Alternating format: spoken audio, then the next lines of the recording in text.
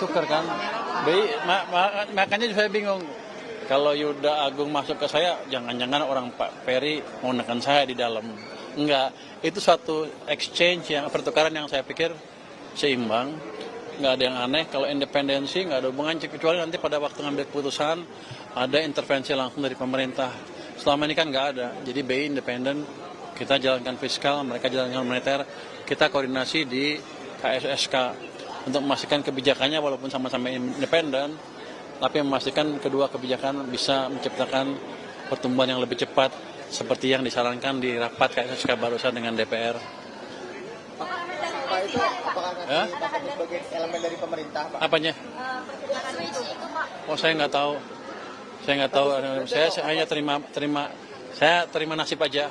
Pak, itu masuk sebagai elemen dari pemerintah atau bagaimana Pak, seperti di RUU P2SK masuk ke dalam BI-nya Pak Tommy? Oh, enggak. Harusnya begitu masuk ke BI udah dia independen. Bukan elemen pemerintah, bukan. Kalau elemen pemerintah adalah saya akan ngirim orang setiap ada sidang Dewan Gubernur yang berhubungan dengan bunga. Boleh kan di undang-undangnya. Itu unsur pemerintah. Kalau ini bukan independen kelihatannya kalau jadi ya. Wah, saya nggak tahu. Kan saya bukan yang mindahin. Saya cuma kombinasi ya. Komentarin yang Anda tanya kan. Pak, ada 2 nominasi lagi. Rupiah langsung anjlok Pak setelah berita itu. Rupiah, Pak. Udah mau 17.000. Ya rupiah kan akan tergantung pada fundamental ekonominya. Anda lihat kan, IHSG berapa? Berapa sekarang? IHSG berapa sekarang? IHSG. Berapa IHSG? IHSG. Aduh. Sangat all time high kan? Ini Pak, 9133. Oh, 91.333. Tapi rupiah juga all time juga Pak, all time low Pak. Begini, kalau indeks naik ke situ, pasti ada flow asing masuk ke situ juga kan. Nggak mungkin domestik sendiri yang bisa mendorong itu ke level yang seperti itu. Jadi tinggal tunggu waktu aja rupiahnya menguat juga karena supply dolar akan bertambah. Jadi ini mungkin sebagian spekulasi ketika Thomas akan ke sana, wah orang spekulasi dia akan independensinya hilang. Saya pikir nggak akan begitu. Nanti kalau begitu insaf juga langsung menguat lagi rupiah karena fondasi ekonominya kita akan jaga supaya semakin membaik ke depan. Pertumbuhan ekonomi akan semakin cepat. Ya, pertama berdoa. Lo nggak pernah dengerin. Pertama, kita pastikan likuiditas di sistem finansial cukup. BI dan kita dan keuangan sudah setuju untuk menjaga itu bersama. Yang kedua, saya pastikan program-program belanja pemerintah dibelanjain cepat di awal tahun ini. Terus, kalau likuiditas di sistem cukup kan biasanya real sektornya jalan kan. Habis itu kami akan perbaiki ekonomi investasi dengan debottlenecking. Harusnya ini rapat 2 kasus tapi karena sidang DPR ditunda besok atau Rabu, besok kayaknya. Jadi kita akan perbaikin semuanya, kita akan perbaiki sisi supply, sisi demand, ekonomi investasi, kebijakan moneter, kebijakan fiskal, sektor semuanya kita jalankan. 6% nggak terlalu sulit.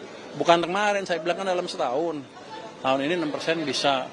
Karena ekonomi itu responnya cenderung agak lambat terhadap stimulus pulih berapa bulan. Kalau saya injak sekarang ke sistem mungkin 4 bulan baru kelihatan. Tapi kan Anda lihat, triwulan pertama udah kelihatan Januari ini udah lebih bergairah dibanding tahun sebelumnya kan. IHSG naik itu bukan karena pemain pasar bodoh. Mereka itu orang-orang pintar. Mereka melihat prospek ekonomi ke depan seperti apa, mereka nilai kebijakan kita seperti apa. Kemudian mereka tentukan posisi berdasarkan itu. Jadi asing sudah masuk ke sini 3 bulan terakhir kan modal asing inflow-nya positif.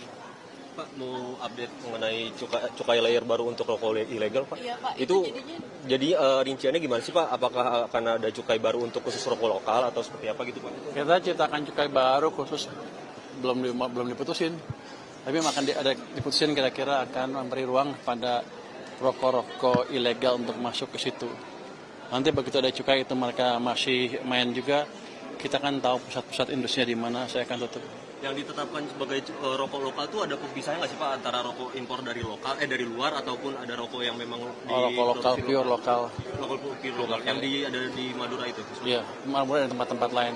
Kalau yang luar yang ilegal ya saya tutup. Ada ampun itu mah. Pak, terkait likuiditas mau rencana nambah ini lagi nggak sih penempatan dana di Himbara, Pak? Nggak, sekarang sudah cukup. Tapi saya akan monitor dari waktu. Sekarang tuh udah tumbuhnya hampir, data terakhir hampir 13% M0-nya. Sudah cukup kalau dijaga di situ terus untuk tumbuh kredit double digit. Kan tadi udah 9,7 di bulan Desember ya. Itu karena di akhir tahun aja baru uangnya nambah. Tapi kalau seperti sekarang, ini akan semakin memberi ruang dan memaksa kredit untuk tumbuh ke double digit. Jadi Anda nggak usah takut, ekonomi akan tumbuh lebih baik. Pak, pelemahan rupiah salah satu faktornya juga concern terhadap defisit. Bapak ada tanggapan nggak Pak untuk meyakinkan pasar defisit fiskal semakin mendekati 3% atau mungkin ada kemungkinan melewati? Ada reassurance nggak? Defisit kan udah lama tahu, dan justru gini, defisit fiskal itu dipakai seperti itu untuk apa? Untuk kayaknya yang mana? Oh itu ya, yang nanya ini habisnya.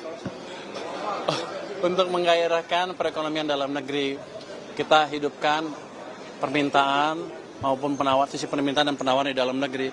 Kan kita tahu dari awal tahun lalu sampai Agustus itu melambat terus. Jadi kita perlu instrumen untuk memastikan semuanya berbalik. Kalau enggak kita sekarang udah menuju krisis loh, resesi dan krisis. Tapi kan kita udah balikan. Jadi defisit fiskal adalah suatu konsekuensi logis dari kita menjalankan kebijakan counter cyclical untuk membalik arah perekonomian, dan sekarang ekonominya sudah berbalik arah. Jadi prospek kita ke depan akan lebih bagus. Itulah yang disebut kebijakan fiskal yang cerdas, saya pikir. 3% tidak lewat kan, kita pasti nggak lewat. Jadi di situ kita ininya, tapi kita berikan dorongan yang optimal buat perekonomian. Kalau enggak kita susah semua sekarang. Demo yang terjadi di bulan Agustus akhir September awal itu indikasi bahwa masyarakat sudah susah cari kerja, makanan sudah terganggu segala macam. Jadi kita mesti menciptakan kebijakan yang membalikkan arah itu, mengatasi itu. Kan sekarang udah nggak demo kan? Udah sedikit kan demonya. Dulu waktu gua ngomong gitu pada marah. Ini menteri yang baru asal ngomong. Tapi ya betul, ketika mereka punya harapan yang lebih besar dan bisa mencari pekerjaan lebih baik dibanding sebelumnya, lebih baik kerja dibanding demo. Jadi kewajiban kita, pemerintah dan bank sentral dan lain untuk memastikan bahwa ekonomi tumbuh lebih cepat ke depan sehingga lapangan kerja tercipta lebih banyak, sehingga orang nggak sibuk demo tapi sibuk bekerja. Cina ya? Kan mau disidak 2 perusahaan itu apa aja Pak? Perusahaan Cina yang nggak bayar PPN, katanya mau disidak 2 perusahaan itu namanya. Sehari 2 hari ini saya akan ke sana. Pak usulan. Nanti Anda dibawa, saya bawa nanti. Pak, tadi rincian soal layer baru supply rokok itu gimana?